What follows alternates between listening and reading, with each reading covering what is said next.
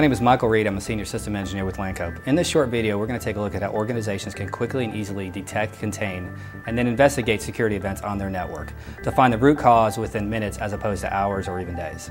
In this example, we're going to show you how StealthWatch can easily detect, diagnose, and troubleshoot a security event on the network. With the ability of taking in both NetFlow, SFlow, and other types of flow telemetry, we'll show you how quickly and easily within 3 easy clicks we can get down to the root cause of the problem.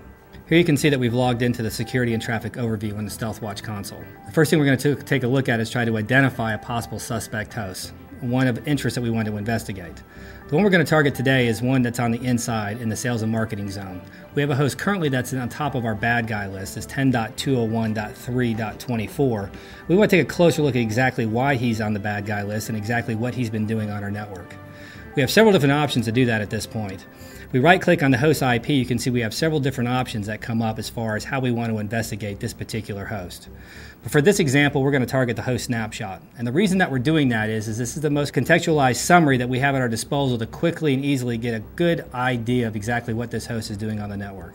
If we want to understand exactly why the host concern is actually on our radar, why this is considered a bad guy, we're going to go and take a look at the probe section, which breaks down exactly how this particular host has accumulated so much concern index. Within the probed information, we have a series of events that have occurred, and you have to look at concern as being nothing more than just StealthWatch trying to determine risky or suspect behavior on the network. And this example will start here on December 30th. We see an incident that was in sales and marketing, and the target host was 10.201.0.15. This is a relatively insignificant event, but you can see here that we tracked the number of pings, 97, the number of TCP resets on port 139, which was 39, and we saw a couple of other TCP resets on port 49, 157. In this particular case, StealthWatch identified that there was some risky behavior, but did not determine that this was extremely severe, so it only gave it 43 points in this particular case. Now as we go up here, we can see that we've also identified some max flows initiated, some new flows initiated, and some SYN floods that occurred, again, at a relatively low level, and StealthWatch only assigned 5,000 concern index points. But here's when things start getting interesting. If you take a look here at the next line, this address scan that occurred on port 445. This particular host did it 5,448 times. In this particular case, it's the nature of the scan, not the fact that he scanned your network, but it was a number of addresses that he scanned on port 445 that StealthWatch took an alert to. And in this particular case, for one single event, StealthWatch assigned 2.7 million concern index points. And every time this host did the same address scan, StealthWatch continued to add to that total until we get to the point where we're at that 44 million point total.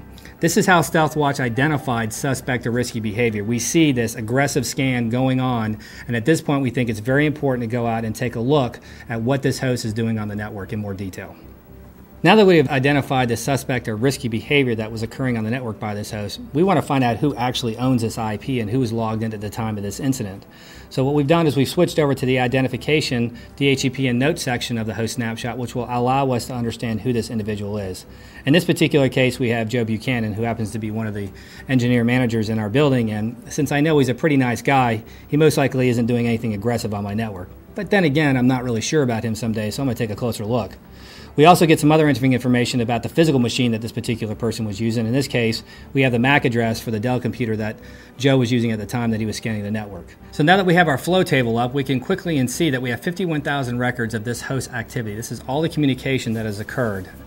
The majority of that was a scan that we saw active, and you can see here very quickly within the flow table that we saw a lot of one-way traffic from the client and no responses from the server.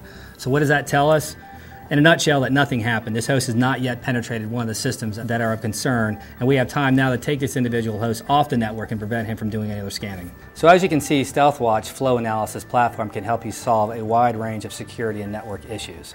This can be used anything from a senior system analyst, a senior security personnel, or even your simple help desk person that's your first line of defense. StealthWatch delivers logical and streamlined workflow, scalability, and a unified platform for network intelligence to aid a number of security initiatives, such as remote store security, internal IDS, data loss prevention, policy compliance, and PCI compliance. For more information on how you can benefit from a NetFlow-based network visibility via Lancope StealthWatch and how we can optimize your network security operations, please contact us to learn more, and thank you.